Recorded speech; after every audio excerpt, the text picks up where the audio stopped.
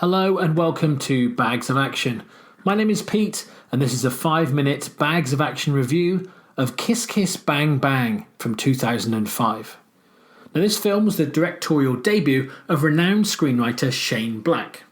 So what's it about? After being mistaken for an actor, a New York thief is sent to Hollywood to train under a private eye for a potential movie role, but the duo are thrown together with a struggling actress into a murder mystery. Now, Shane Black's first cast is an impressive one. In many ways, this film was the comeback movie for Robert Downey Jr., paving the way for him to go on to become Iron Man after his various indiscretions before had kind of knocked his career off course. He plays alongside Val Kilmer. He plays Gay Perry, the private eye. Michelle Monaghan is in this from Source Code, and you might know her from various Mission Impossible movies. Corbin Bernsen is in this from loads of things. Things like Major League, right the way through to LA Law on TV back in the day. Larry Miller, who I recognise from Pretty Woman, and you might know from Marvel TV series Runaways. And then a couple of people I'd completely forgotten were in this film, but I've seen in TV series since then. Dash Mishok, who I know really well from Ray Donovan, and Rockman Dunbar, who I know really well also from Prison Break. So yes, a really, really strong cast.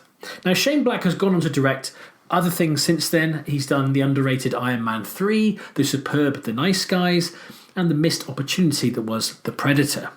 But he's still most notorious for his screenplays, often featuring a mismatched pair of lead characters having an adventure at Christmas. Scripts he wrote but didn't direct include the original Lethal Weapon, The Monster Squad, Last Boy Scout, Last Action Hero, and The Long Kiss Goodnight.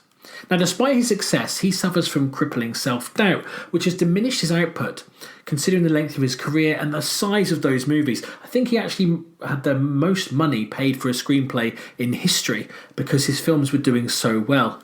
Many of them, obviously, with Joel Silver, I believe, as the producer. And he also played Hawkins in the original Predator movie. One of the reasons everyone had such high hopes for The Predator, of course, because he was on set for that film. I think he was hired as an actor so that he could do some rewrites on set as well. Anyway, let's not just talk about Shane Black, let's talk about Kiss Kiss Bang Bang.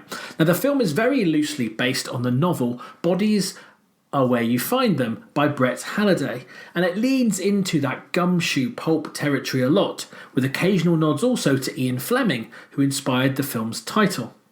And there's narration in there, it's very meta with lots of fourth wall breaking, so it really does remind you of those gumshoe movies of old. Now, I rewatched this movie for a few reasons. I love Shane Black, as you can probably tell. He's one of my all-time favourite screenwriters, and I recently heard him talk about the script for this film on a podcast I really like called Script Apart.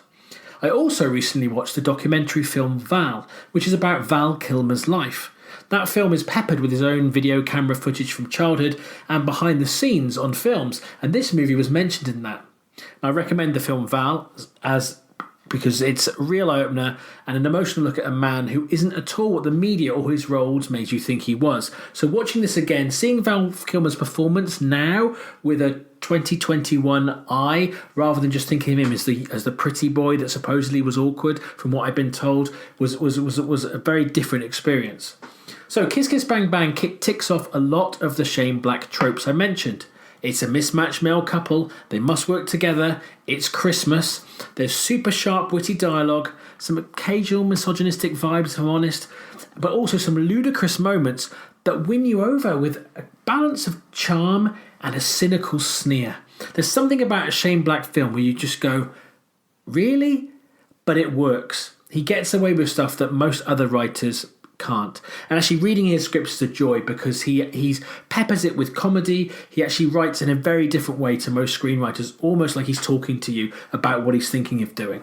Anyway, what holds together Kiss Kiss Bang Bang above and beyond Shane Black's writing and direction is the three main performances. Downey Jr., Kilmer and Monaghan are all brilliant as they're endearing, frustrating and flawed characters. It kind of almost makes this more of a triple-hander than the usual Shane Black duo approach that I mentioned, and that's a refreshing change, especially with a strong female character too. Without this movie, we probably wouldn't have had the spot-on casting of Tony Stark. Without this movie, we probably would never have had The Nice Guys years later. But even without those things, This film's black humour and meta approach make it a singular piece of work unlike any other. It's a clever, well-constructed detective film which is almost like an existential piece of drama. So with all that considered, and with a bit of a ramble about Shane Black in general, but I could happily talk about him all day long, I'm going to give Kiss Kiss Bang Bang 4 bags of action. If you haven't seen it, I haven't really spoiled it at all, so if you haven't seen it, please do go and watch it. But if you already have, do you agree with my assessment of it? Feel free to comment below or get in touch with us. You can do that on email, Facebook or on Twitter. We have new episodes coming out weekly alongside our full-length podcast. And don't forget to give this video a like, to subscribe to the channel and hit that bell to get notifications. Bags of Action will always be free, but if you'd like to buy us a coffee, you can do that at our Ko-fi page.